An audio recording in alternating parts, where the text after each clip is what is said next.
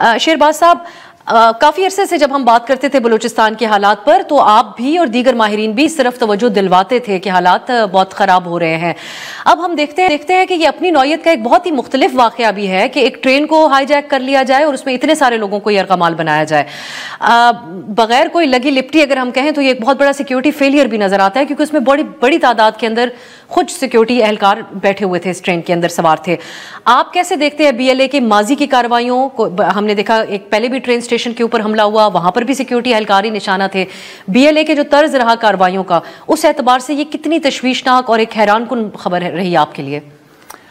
جی، اب سر یہ ایکسپیکٹڈ تو تھا کہ اس طرح کا سرج آئے گا ٹیررزم میں، انٹرنیشنل فینومینا دیکھتے ہوئے اور جو انڈیجنس ہے لوکل وہ دیکھتے ہوئے یہ بالکل ایکسپیکٹڈ تھا کہ اس طرح کا آئے گا. لیکن اتنا شدید قسم کا آئے گا وہ میرے خیال میں ایکسپیکٹڈ نہیں تھا کہ BLA اس طرح کا اپنے سوسائڈ بامبرز اور ان کی انٹیلیجنس اپنا یونٹ بنانا زیراب کے نام سے اور یہ ساری کارروائیاں کرنا. ریسنٹ ایک انہوں نے کوٹا اسٹیشن پہ جو کیا تھا، تو ایک یہ وجہ. دوسری ایک جو میرے خیال میں جو ارسپانسبل اسٹیٹمنٹس جہاں سے فیڈرل سے ایک انٹیریئر منسٹر نے دی کہ یہ SOG کی مار، میرے خیال میں یہ ایک ہیوملیٹنگ اور ڈس رسپیکٹ، یہ ایک کلچر اور نارمس کو وہاں کے سمجھنا چاہیے کہ آپ کے پاس ایک نان سردار اور ایک کمپیٹنٹ چیف منسٹر ہے اس ٹائم، اس کو آپ لیٹ ہم ڈو ہز جاب، اس کو آپ یہ کرنے دیں کہ اس کو یہ ٹاسک دے دیں. میرے خیال میں وہ بہتر طریقے سے اس کو کر لیں گے، انسٹیڈ آف آپ یہاں سے یہ ایک ڈس رسپیکٹنگ سے یہ اسٹیٹمنٹس جاری کریں.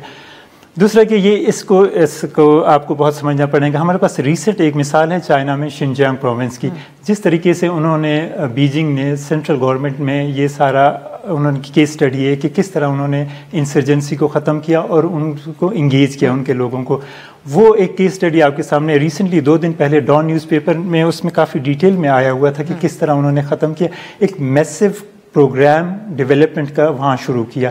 سیم پیٹرن پہ آپ یہ پروگرام بلوچستان میں شروع کر سکتے ہیں، ایک میسو ڈیولپمنٹ کا. پھر آپ انسرجنٹس کے پاس کوئی جواز نہیں رہ جائے گا، ان کا موقف کمزور ہوتا جائے گا کہ آپ کو وہ جو کہتے ہیں نا کہ ہمارے ریسورسز ایکسپلائٹ ہو رہے ہیں، ہمارے جو ریسورسز ہیں ہم پہ نہیں لگ رہے، اور وہ جو دوسرے لوگ ان کو کہتے ہیں، وہ ان کو کہتے ہیں کہ آپ ان کے سمپیتھائزرز ہیں، آپ کو کیا وہ جو ان کا موقف ہے نا وہ کمزور. لیکن شہباز صاحب، جو سیاسی حکومتیں رہتی ہیں، ابھی آپ نے تعریف کی ایک طرح سے وزیر اعلیٰ بلوچستان کی کہ وہ ایک کمپیٹنٹ شخص ہیں، نان سردار ہیں، لیکن آج بگٹی صاحب جو بات کر رہے ہیں وہ کہتے ہیں کہ آپریشن کیوں نہیں ہونا چاہیے، سیکیورٹی آپریشن ان لوگوں کے خلاف. انہوں نے کہا کہ اپوزیشن اس کی مخالفت کرتی ہے، جبکہ دوسری طرف جو وفاقی وزیر داخلہ ہے ان کی بھی مکمل اونرشپ وفاقی حکومت نہیں لیتی ہے، وہ نون لیگ کے کوئی پرانے دیرینہ رہنما نہیں ہے. اسی طرح بگٹی صاحب پیپلز پارٹی کے وزیر اعلیٰ تو ہو سکتے ہیں، لیکن دونوں کو ایک ہی تناظر میں دیکھا جاتا ہے. بگٹی صاحب کہتے ہیں آپریشن کی ضرورت ہے، وزیر داخلہ وفاقی وزیر داخلہ محسن نقوی صاحب کہتے ہیں یہ صرف ایک SHO کی مار ہے، کسی آپریشن کی ضرورت نہیں. تو پھر یہ سوچنے کی ضرورت ان دونوں پولیٹیکل پارٹیز کے علاوہ کہیں اور بھی تو ہے کہ کوئی ایک پالیسی ہونی چاہیے. نہیں، بالکل سوچنے کی بات ہے. میں ایک منٹ، دونوں کو ایک تناظر میں بالکل نہیں دیکھنا چاہیے. جو چیف منسٹر ہے وہ ان کو بالکل پتہ ہے کہ وہاں کیا کرنا ہے. انٹیریئر منسٹر صاحب کو شاید اتنا پتہ نہ ہو. دوسرا مین جس نے سوچنا ہے وہ ہمارے جو ریاست کا ادارہ ہے سیکورٹی اسٹیبلشمنٹ، ان کو اس کو بہت سوچنا پڑے گا کہ ان کو کس طرح انگیج کرنا ہے. اور وائلنس ہر چیز کا میرے خیال میں حل نہیں ہے. ہاں، مسکرین جو انہوں نے یہ سارا کیا ہے اس کا ہونا چاہیے، جواب ہونا چاہیے کہ وائلنس کا کیا ہے تو اس کا وائلنس ہی جواب ہوگا. لیکن جو لوگ انگیج کرنا چاہتے ہیں آپ کسی طرح ان کو انگیج کریں اور ان کو ان کے ساتھ بات کرنے میں کوئی حرج نہیں. لیکن انگیج، آج بگٹی صاحب کی بھی جو ہم گفتگو سن رہے تھے اس میں وہ کہتے ہیں کہ جو یہ لوگ تو انگیج نہیں کرنا چاہتے، پھر کون لوگ ہیں جن سے انگیج کیا جائے اور اس مسئلے کے حل تک بھی پہنچا جا سکے؟ بہت سے ایسے لوگ ہیں، پولیٹیکل لوگ ہیں جو انگیج کرنا چاہتے ہیں. اگر وہ ڈائریکٹ نہیں انگیج کرنا چاہتے ہیں تو انڈائریکٹلی وہ انگیج کرنا چاہ رہے ہوں گے.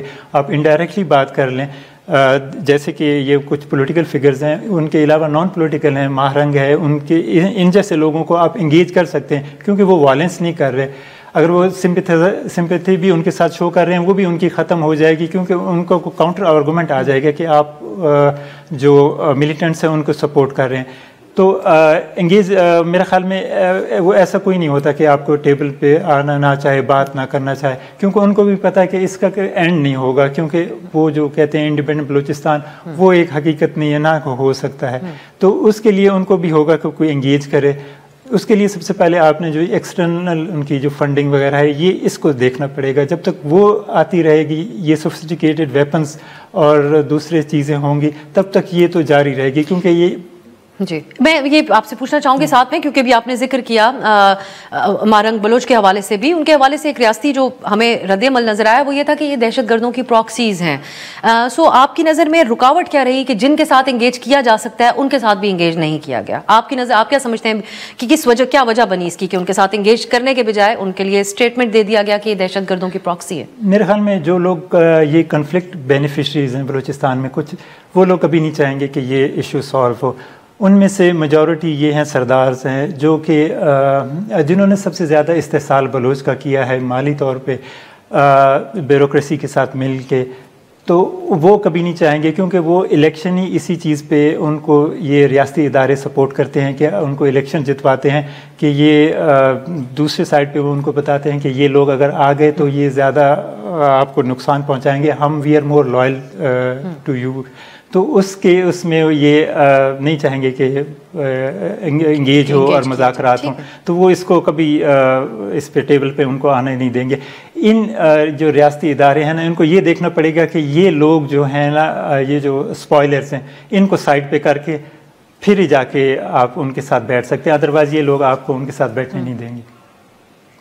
ٹھیک ہے.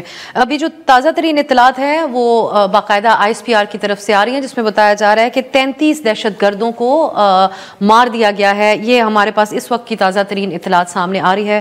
اور اب کلیئرنس آپریشن بتایا جا رہا ہے ISPR کی طرف سے کہ کیا جا رہا ہے. اس کارروائی کے بعد اگر ہم سلیم شاہد صاحب سے کنیکٹ ہو چکے ہیں تو ان سے بھی ہم کوشش کریں, سلیم شاہد صاحب بھی ہمیں سینئر صحافی جوائن کریں گے, ان سے بھی ہم پوچھیں کیونکہ وہ وہاں پر ہی کوئٹہ میں موجود ہیں اس وقت.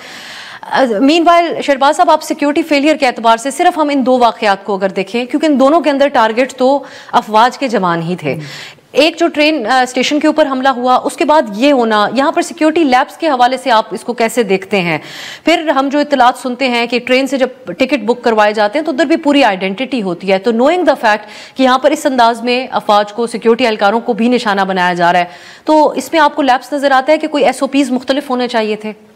جی بالکل, لیبس تو ضرور ہے. ایک میں بات کروں کہ ایک غریب پنجابی مزدور اور ایک FC کا سپاہی یہ پالیسی نہیں بناتے, اور ان کو ٹارگٹ کرنا میرے خیال میں یہ بہت بڑی زیادتی ہے کہ جو پالیسی میکنگ جہاں پہ ہو رہی ہے, ان کا کیا پالیسی میکنگ, ایک خوف اور کیاس وہی کریٹ ہوگا.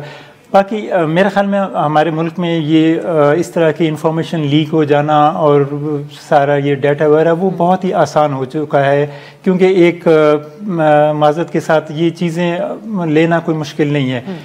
جیسے باہر کے ملکوں میں ایک بہت کانفیڈینشیل ہوتی ہیں یہ چیزیں, کسی کی پرسنل چیزیں, یہ ساری چیزیں, کون ٹریول کر رہا ہے, کس نے ٹکٹ بک کروایا, کس کے نام پہ ہے. ایون کہ ہمیں یہاں تک پتہ لگا جو چائنیز آ رہے تھے کراچی ایئرپورٹ پہ, ان کے پاس سارے ان کے ٹکٹ نمبرز, ایچ اینڈ ایوری تھنگ وہ لینڈ کرنے سے پہلے ان کے پاس پہنچ چکے تھے. یہ اندر ہی سے کسی نے ان کو پرووائڈ کیے ہوں گے نا. یہ آپ ذکر کر رہے ہیں ایئرپورٹ پہ ہونے والے جو واقعہ تھا چائنیز انجینئرز کے خلاف؟ جی اسی واقعے میں اس کے وہ ساری انفارمیشن, اس کی ابھی تک انویسٹیگیشن کوئی پتہ نہیں لگا کہ وہ کہاں, کیسے وہ لیبس کیسے کہ وہ انفارمیشن لیک ہوئی, سارا کچھ ہوا. ایون کہ چائنیز وہ بھی کہتے ہیں کہ ہمیں نہیں معلوم, نہیں بتایا گیا کہ کیا ہمارے. اور بڑے سنجیدہ لیول پہ چائنیز کی طرف سے اس واقعے کے بعد اور بھی زیادہ کنسرن سامنے آئے.